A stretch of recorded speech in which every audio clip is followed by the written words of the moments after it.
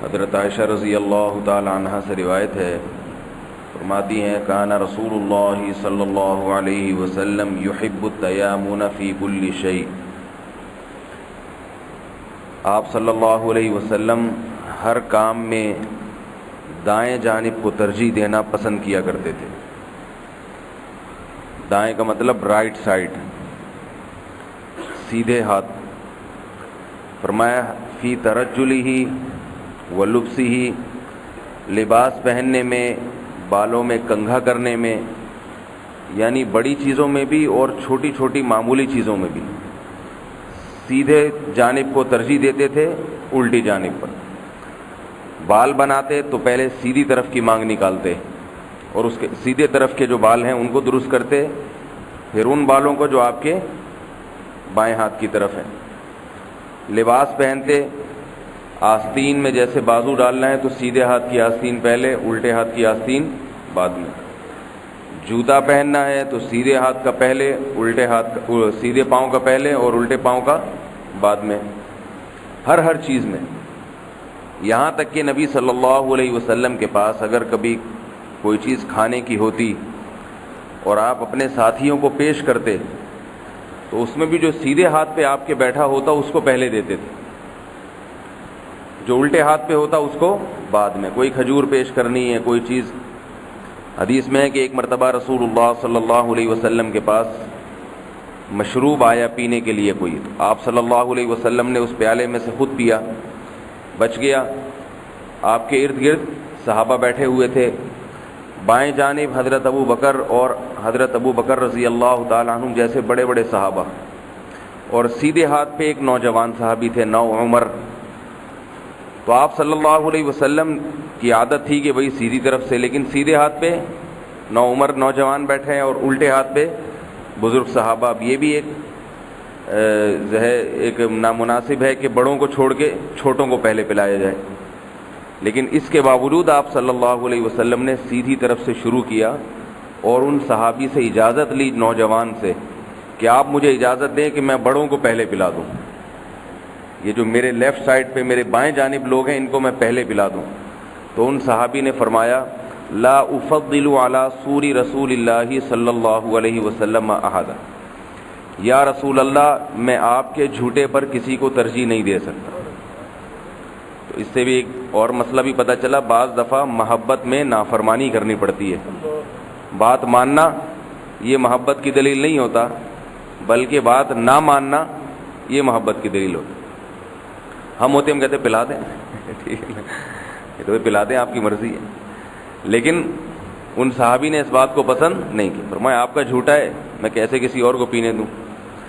اس سے یہ پتہ چلتا ہے کہ نبی صلی اللہ علیہ وسلم سیدھی جانب کو ترجیح دیتے تھے۔ ایک اور علمی نکتے کی بات اس حدیث سے معلوم ہوتی ہے کہ آپ صلی اللہ علیہ وسلم کے دور میں خود نبی بھی اور صحابہ بھی ایک دوسرے کا جھوٹا شوق سے پی لیا کرتے تھے، ایک ایک پیالے میں سب سیراب ہو جایا کرتے تھے۔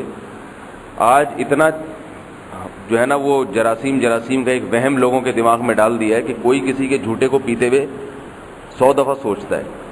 البتہ یہ ضرور ہے کہ اس زمانے میں دانت بھی صاف ہوتے تھے سب کے، مسواک کا استعمال کثرت سے، خوراکیں بھی اچھی ہوتی تھیں پاکیزہ۔ آج اگر کوئی کسی کا جھوٹا نہیں پیتا تو اس کے بدگمان نہیں ہونا چاہیے، کیونکہ لوگوں کے دانتوں کا حساب کتاب بہت خراب ہوتا ہے، بہت زیادہ گندے دانت ہوتے ہیں، گھن آتی ہے ان کو دیکھ کے۔ میں کسی کے دانت خدا نخواستہ دیکھ نہیں رہا، نہ جو ہے بغور دیکھتا ہوں، لیکن کبھی اتفاقی نظر پڑ جائے دانت صاف کرنے کا رواج ختم ہو گیا، بس ایک دفعہ 24 گھنٹے میں برش کر لیتے ہیں، اور پان گٹکے والوں کا تو اللہ ہی حافظ ہے۔ خیر یہ ایک الگ معاملہ ہے جھوٹے پینے کا کیا حکم ہے، لیکن نبی صلی اللہ علیہ وسلم نے یہاں بھی ترجیح کس کو دی؟ دائیں جانب والے۔ ان سے پوچھا کہ آپ اجازت دیتے ہو تو میں ان کو پلاتا ہوں۔ اس سے پتہ چلتا ہے کہ شریعت میں دائیں طرف کی، سیدھے ہاتھ کی کتنی اہمیت ہے۔ بعض لوگ کہتے ہیں کہ یہ چھوٹی چھوٹی چیزیں سیدھے الٹے کے چکر میں نا مولویوں نے لوگوں کو ڈالا ہوا ہے، اس سے مسلمان ترقی نہیں کر پا رہا۔ یہاں سے کھاؤ، یہاں سے، انگریز دیکھو کہاں تک پہنچ گیا، وہ ان چکروں میں پڑتا ہی نہیں، سیدھے ہاتھ سے کھاؤ یا الٹے ہاتھ سے کھاؤ، وہ کہتا ہے کھاؤ بس، ادھر سے کھا لو ادھر سے کھا لو، جوتا یہ پہن لو وہ پہن لو۔ یہ مولویوں نے لوگوں کو الجھایا ہوا ہے، یہ پہلے یہ والا کنگا ادھر سے بناؤ پھر ادھر سے بناؤ، چپل پہنو تو یوں پہنو تو پھر یوں پہنو، اس سے مسلمان ترقی نہیں کر پا رہے ہیں۔ یہ چھوٹی چھوٹی چیزوں میں پڑ گئے. تو اس پہ ایک چھوٹا سا واقعہ سناتا ہوں. ایک دفعہ حضرت مفتی تقی عثمانی صاحب سفر کر رہے تھے جہاز میں. ان کے ساتھ ایک آدمی بیٹھا تو اس نے الٹے ہاتھ سے کھانا شروع کر دیا. تو حضرت مفتی تقی صاحب نے فرمایا کہ بھائی سیدھے ہاتھ سے کھاؤ، سنت عمل ہے. اس نے یہ طعنہ دیا جو میں ابھی بتا رہا ہوں آپ کو. اس نے کہا یہ مولویوں نے الٹے سیدھے کے چکر میں ڈال کے نا مسلمانوں کو ترقی سے روک دیا ہے. تبصرہ تو آج کل ایک دم فوراً ٹکا کے کرتے ہیں نا. تو حضرت مفتی تقی صاحب نے فرمایا کہ بھئی آپ نے کتنی ترقی کر لی ہے الٹے ہاتھ سے کھا کے. آپ بہت زیادہ ترقی یافتہ ہیں جب سے الٹے ہاتھ سے کھانا شروع کیا آپ نے. تو ترقی کا الٹے یا سیدھے سے کوئی تعلق نہیں. 2 منٹ بھی نہیں لگتے ہاتھ چینج کرنے میں. الٹا ہاتھ استنجا کرنے کے لیے اور گندے کاموں کے لیے اللہ نے پیدا کیے. جوتے اٹھانے کے لیے، استنجا کرنے کے لیے. ایسے کام بھی ہوتے ہیں بعض دفعہ کوئی گند اٹھانا پڑتا ہے، گھر میں کوئی گندگی پڑی ہوئی ہے، پیمپر بچوں کا پڑا، وہ الٹے ہاتھ سے. شریعت نے اس کی ترغیب اس لیے دی ہے کہ اسلام نام ہے تہذیب اور شائستگی کا. ایسا نہیں ہے کہ انسان ہے بس منہ اٹھا کے جیسے چاہے زندگی گزارنا شروع کر دے. تہذیب اور شائستگی سکھائی ہے.